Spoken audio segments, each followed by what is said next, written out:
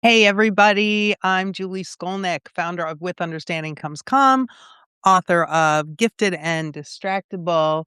And I'm delighted to jump in today to restart our AMAs or Ask Me Anythings. I am enamored.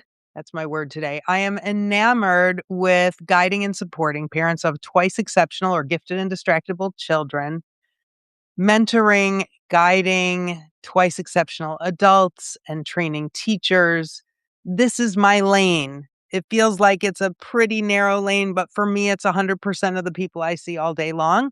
So it's pretty robust. And I just wanted to give a shout out and a thank you to those of you who pay $12 a month to support our paid Substack. You help us keep the lights on. And every time I say that, I actually hope there's like a huge thunderstorm and it's raining like crazy here in Maryland today, and the lights will go out, and that would be really dramatic. But even if it's not dramatic, your paid subscription really helps us out in doing all the things that we do for all the stakeholders we do it for. So I'm here to answer your questions. I'm here for just about 30 minutes, and I can't wait to see what you're wondering. If you're a parent of a twice exceptional child, if you are a 2E adult, if you're a teacher, if you're one, two, or three of all of those things, maybe you're a clinician. What are you wondering? What are you wishing you could ask if you had a 2E expert on your shoulder? What do you wish you could ask? Please go ahead and put your questions in the chat, and I will happily answer them. Now, when we advertised that we were going to do this AMA, we did have somebody who wrote in and asked, what the heck are executive functioning skills?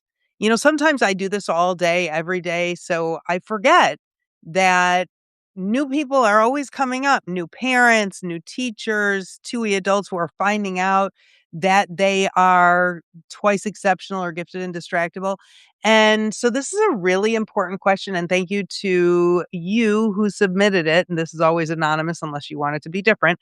But what the heck are executive functioning skills? Many people think that executive functioning skills are the ability to organize your locker, organize your folder, organize your desk. And while that's part of what executive functioning skills are, they actually are ways and skills to regulate attention, mood, and behavior. Attention, mood, and behavior.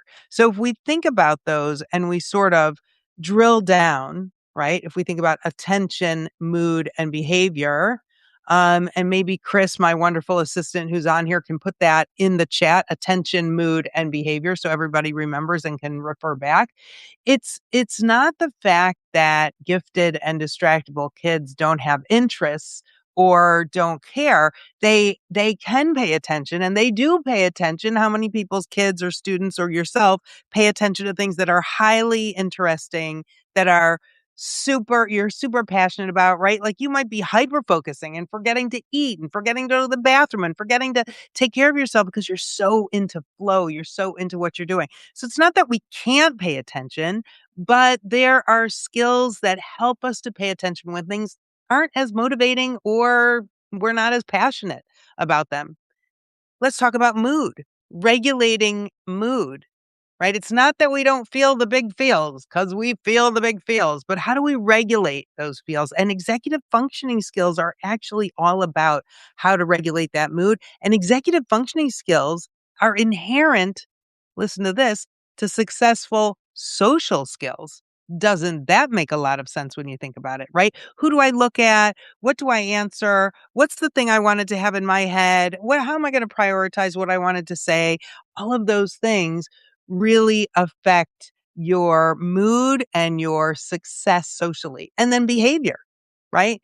Also, behavior. How do we regulate behavior? How do we inhibit things that we're going to say? How do we say the right things at the right time? Don't say the wrong things at the wrong time.